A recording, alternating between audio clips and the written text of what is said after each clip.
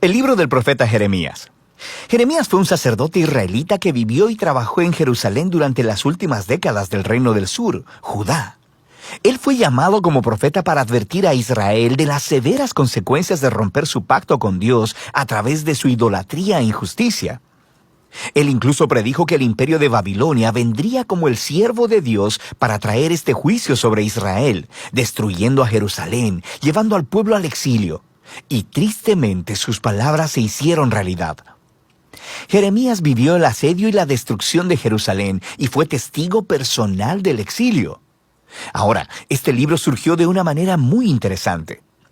El capítulo 36 nos dice que después de que Jeremías tenía 20 años predicando en Jerusalén, Dios lo llamó a reunir todos sus sermones, poemas y ensayos y a escribirlos. Lo cual Jeremías hizo empleando a un escriba llamado Baruch, quien escribió y compiló todo este material en un rollo. Ahora, Baruch también reunió muchas historias acerca de Jeremías y luego unió todas las piezas. Así que esta es la razón por la que el libro se lee como una antología, como una colección de colecciones. Todo ha sido ordenado para presentar a este profeta como un mensajero de la justicia y de la gracia de Dios. Así que el libro comienza con Dios llamando a Jeremías a ser un profeta, y se le da una doble vocación. Él será profeta a Israel, pero también a las naciones, y sus palabras arrancarán y derribarán, pero también edificarán y plantarán. En otras palabras, él acusará a Israel y le advertirá acerca del juicio venidero de Dios, pero también tiene un mensaje de esperanza para el futuro.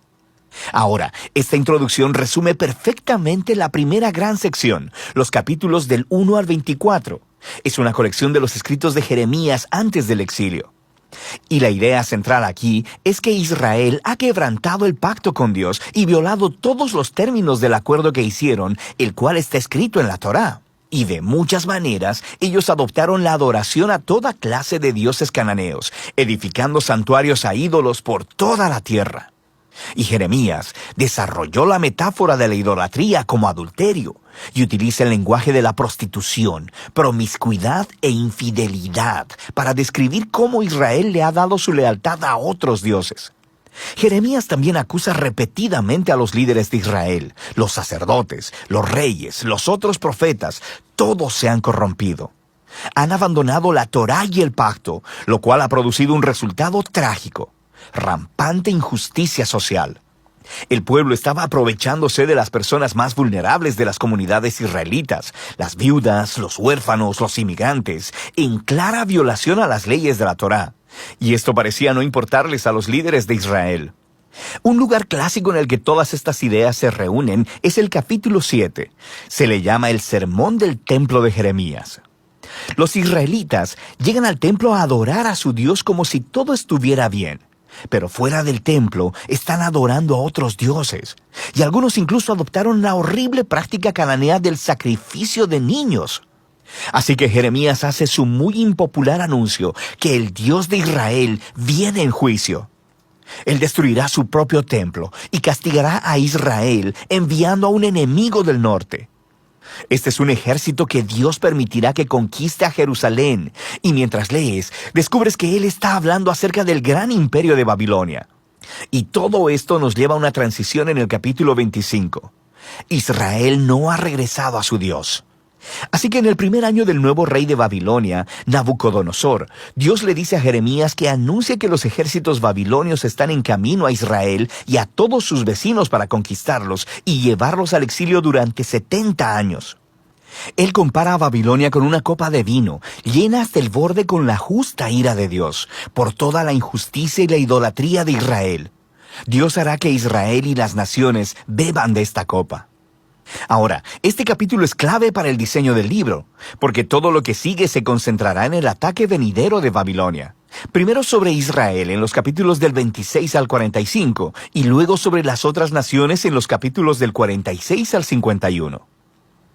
La sección acerca de Israel primero contenía historias de cómo Jeremías rogaba a Israel a arrepentirse, cómo les advertía hasta el último minuto, pero los líderes de Israel continúan rechazándolo. La sección concluye con una gran colección de historias acerca de cómo Jerusalén estaba siendo asediada y eventualmente destruida por Babilonia. y acerca de cómo Jeremías fue perseguido durante todo este tiempo y eventualmente secuestrado y llevado a Egipto en contra de su voluntad por un grupo de rebeldes israelitas. Ahora, justo aquí en el centro, en medio de todas estas oscuras historias de desastre y juicio, tenemos una colección de los mensajes de Jeremías para el futuro de Israel.